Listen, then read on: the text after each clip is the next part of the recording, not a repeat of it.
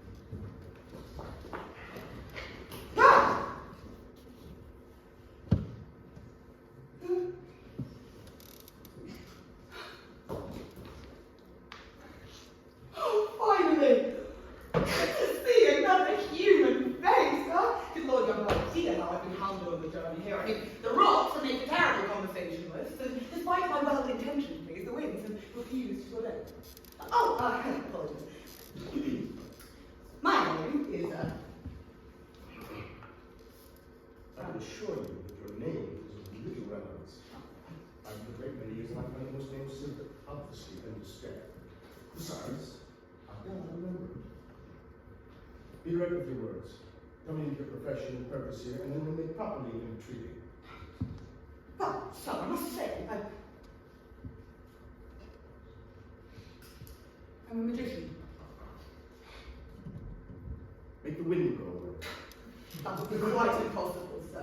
I told you a moment ago how obstinate every facet of this damned mountain is. And besides, to tell the weather is going down, it's the domain of charm. My magics are far more suited to providing to the tastes of high society. Huh? So you're a peddler then? I provide service at a cost, like any decent working fellow. And what might these services be? Ah, divine revelation. So the divine rents out their services now. I came to you, and I become like Abraham to my people. Or perhaps a little extra on the other side. You are famed for great science, I thought we told you. Sir, you're a great deal cleverer than you make out to be. Enlighten me. Gladly.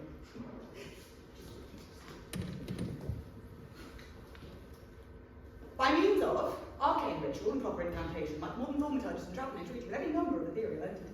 At first, the great science only extended so far as to bring back dead relatives and create an about the audience of bereaved loved ones, thoroughly uninterested with Earth. The first thaumaturgist to summon a truly divine creature did so completely by accident. I believe he'd been commissioned to bring back some debutante with a dead relative to surpass a man concerning with will. I mean, entirely standard fare, when some phrase or utterance in the ritual was misplaced. Both men were engulfed in concentric, burning rings of flame, but upon their peers found their dispositions quite changed. How so? If I'm remembering correctly, the thaumaturgist was carted off to the manhouse when the debutante locked himself in a Benedictine monastery for the better part of a decade. Or perhaps it was the other way around. No matter, the great and the good of London were incensed by such a radical transformation. At once one might find the greater guilt of consciousness reduced to the blessed simplicity of a monk, or, well, a madman.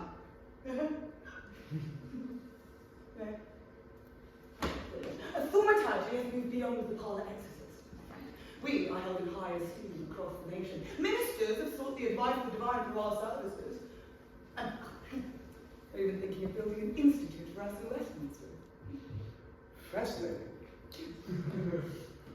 You know, I picked you as a peddler, my friend, but you strike me more now as a prophet. Oh! Leasing out incomprehensible beings to great and good when they're there in the line. Scripture, served on a platter, an easy road to enlightenment. You know, I come to you, sir, with good faith, the spirit of earnest companionship. But alas, I find nothing here but obstinance and childish insults.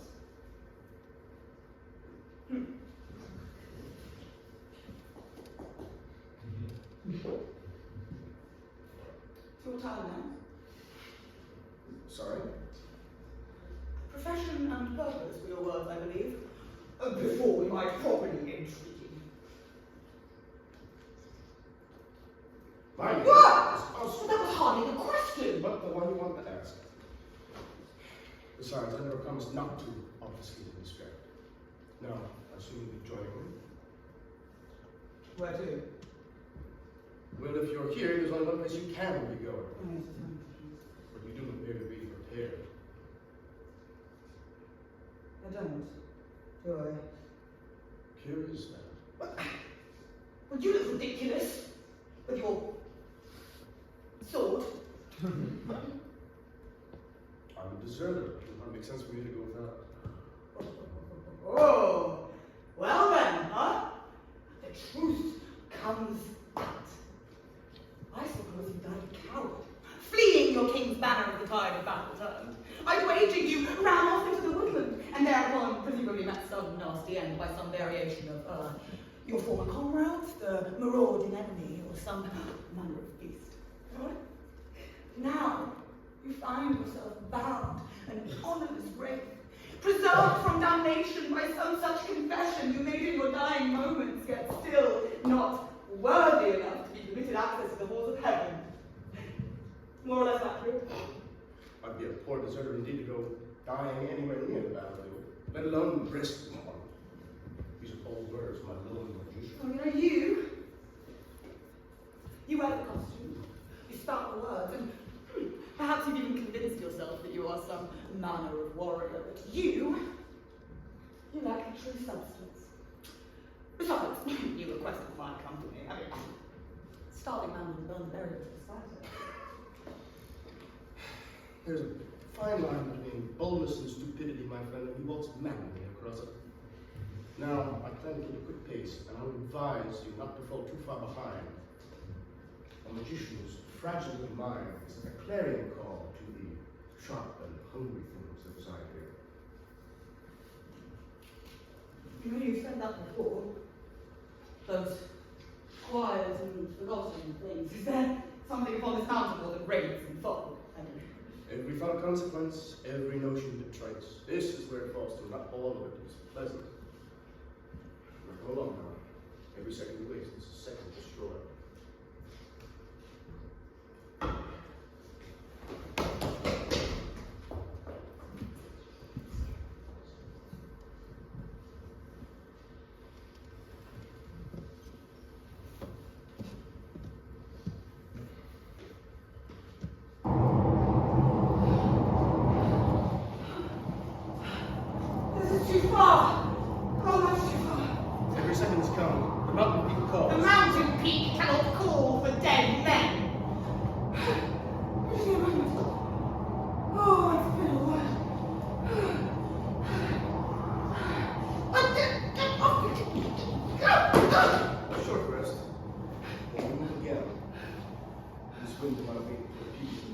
Oh, easy for a wraith to say, with mountains like pasture to you. You're a presumptive thing, aren't you? Call me a wraith. No nothing without suffering. Oh, suffering is imparted in all things. Lord, you have no idea how I've had to debase myself.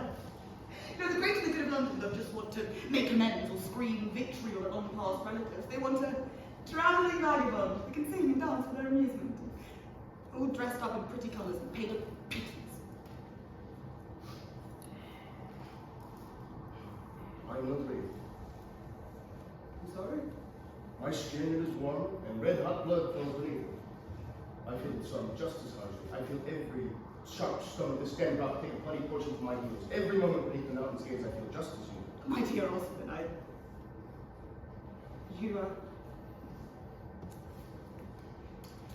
being in my business, I make it a policy not to entertain delusion. And while I have no desire to hurt you by tearing down the fantasies remain to you, I shall not feed them while I still hang on to the threads of life that remain to me.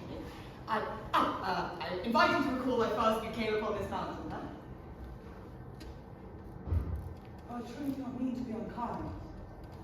You've guided me well thus far, but surely you can understand why I might be doubtful of your humanity, huh? I'm still a man. Well then tell me some small measure of yourself. What battle did you serve? Huh? What king did you flee? Why did you come to this place? Did you think some measure of redemption might be found in it? Some forgiving God at the top of the mountain that might say that all manner of things are forgiven. I'm still a man!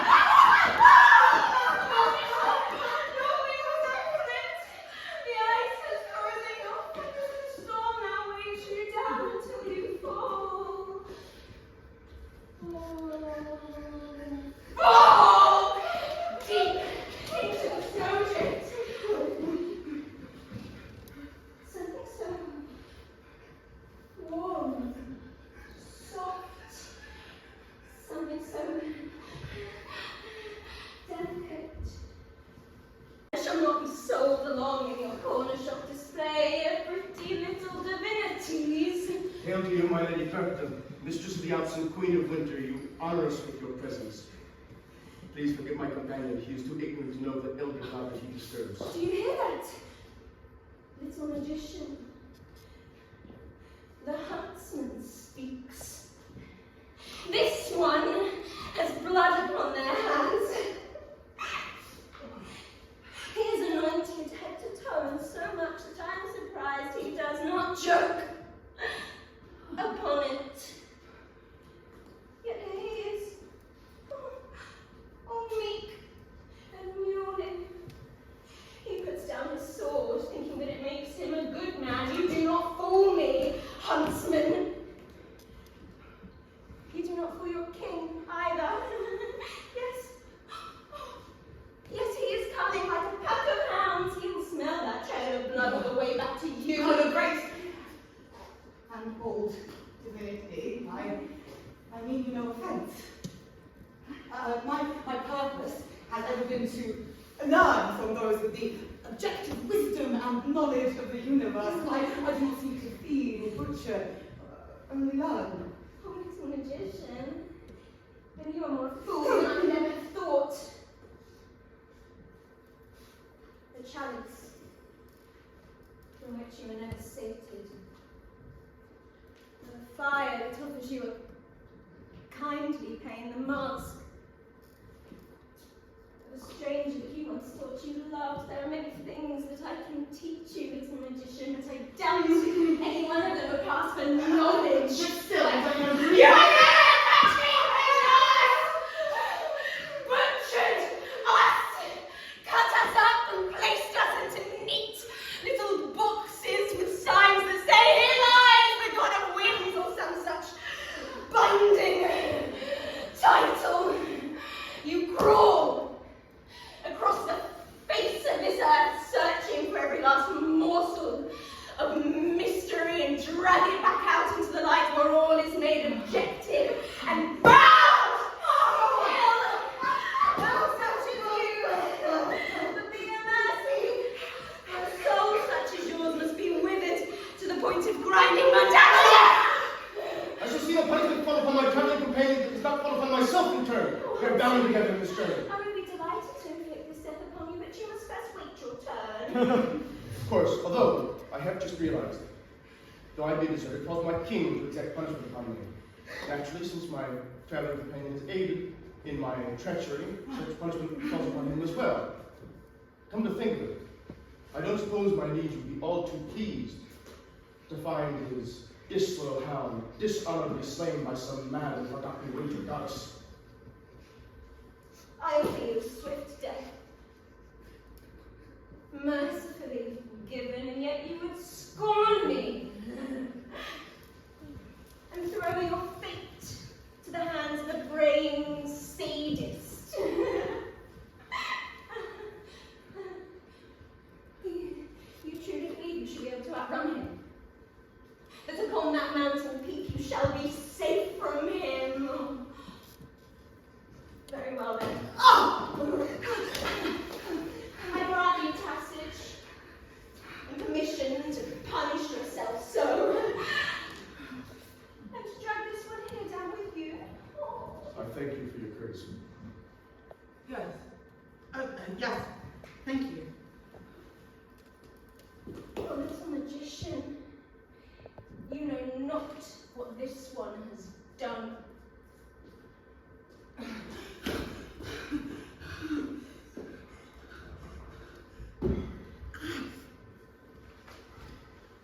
What did you do? To what demon did you offer my soul so that she would desist out of pity? If we are able to outpace you, you'll never have to find out. Now come quickly. I shall not be slow again.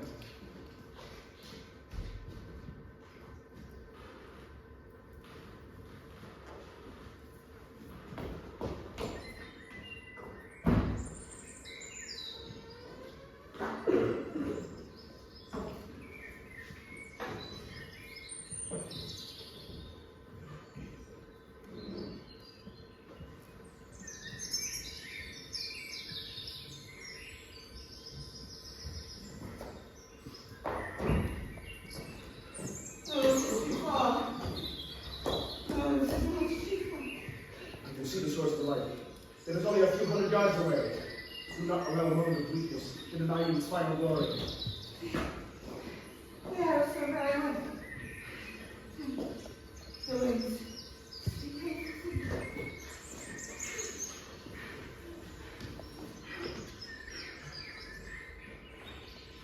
Ah. It's right there, just over the next crag. All the things you spoke of your great science, all the respect of your peers, must have your courage and you shall find it. If you only take my hand from the peak of this mountain.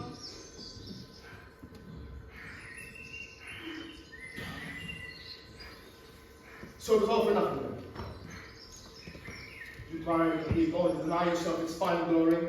Is it some statement you wish to make? Some spiteful insult to the realm of all its gods? Or do you seek only about me?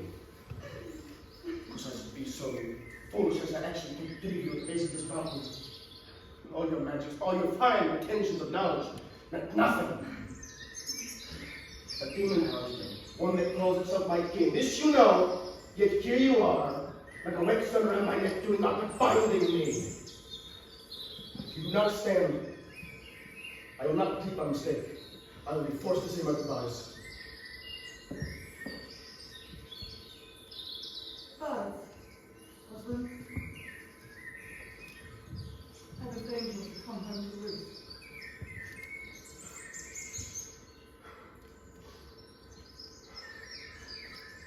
I feel there is something very wrong with me. I once loved my king, and I did follow him to all that was cruel and arbitrary, to all that changed him and myself in turn. Through hundreds of years until we did not recognize the world, and it recognized us only by the shadow we cast. We were not forced to walk the blood-soaked path we did, but it was expected of us. It was also easy.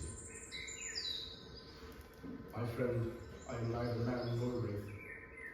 I am cursed by the wild hunt, cursed by old gods that forever wander this earth and watch as it is changed from that which you love to that which is alien and unknowable. Until all that is left of you is the memory of cruelty once done unto you, and that you now seek to impart unto others. So much blood over so many years, and now do I ask forgiveness? Now do I seek to leave and determine whether I can ever be a good man? It is a cruel joke.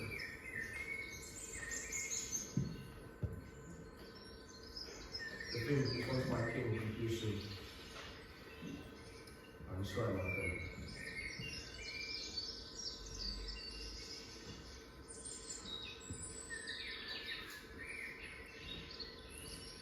My faithful little hound, come home at last. Truly blessed am I to see this day. I see you brought an offering with you. Herelwin, please. He's dying already. It's a cruel thing indeed to grow attached.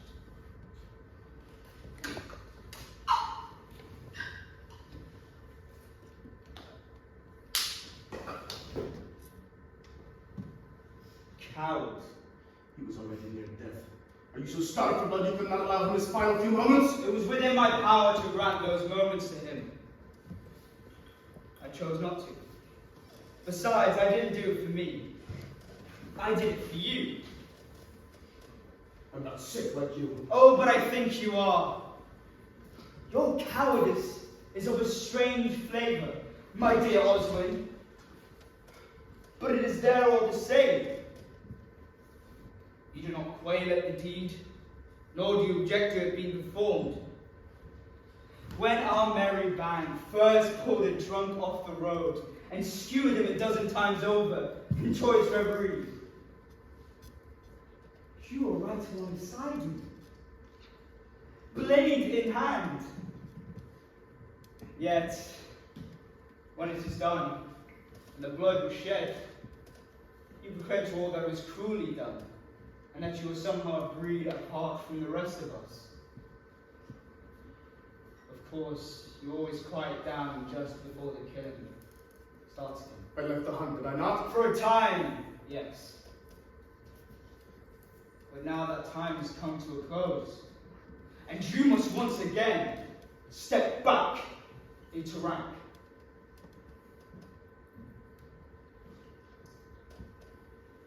Not before just punishment is meted out. You may make angels weep for such cruelties you commit against me, and I still would not return the hunt. What was it that you sought to find upon this people? The power to vanquish me. The knowledge to trick me. Forgiveness even. Do you truly believe you deserve any of that after all you've done? I have heard that what sits upon that peak looks out upon the world and sees all, yet has no part in it. It is the drop apart from the stream, and from it I might be judged fairly. Judged? Is that what you truly desire? My dear little hound, you are a murderer. Your judgment lies in the old roads and paths where broken bodies have been laid marked our passage. If the choice came down to any one of those poor lonely wanderers that you had a part in butchering, do you think any one of them would choose to forgive you? I may yet change. I may yet give thanks. My dear Oswin, I shall show you the only judgment that you or I are fit to receive. This tarot deck of mine is one of my finer curiosities. A debtor in Cologne was jailed, and while awaiting the verdict of his peers, he elected to determine his fate for himself. He scrawled out a deck of his own upon the backs of the receipts of those that damned him, and the very next day, he was hanged. From there, they passed on to the executioner, who thought he might scavenge some valuables from the dead man. He played with the cards as a trifle, but soon discovered his wife committing to an unholy union with a priest. It was not long before he himself fell behind his rope. They passed from one man to the other, unfailing in their accuracy, but with a unique caveat. You may only take one card. The past is destroyed as we pass it by. The future is mere speculation, and thus an accurate telling of the present is all we may hope for. I will not play by your deck. You may shuffle them yourself if you like. You are on a lingering wraith, Herelwin. And everything you do is but an attempt to outdo your own cruelty. I shall be judged by something with clearer eyes than yourself. I shall not be insulted by a hound! There is your judgment! A hound of fate have brought me to you and then bade me to do this. I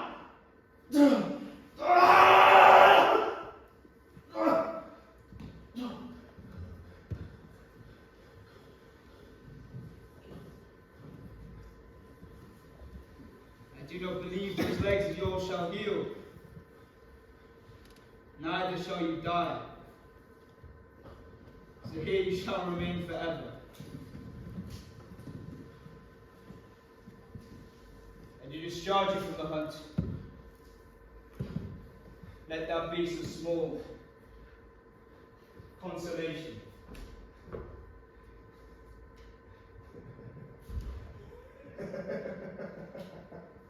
Oh, sweetest judgment.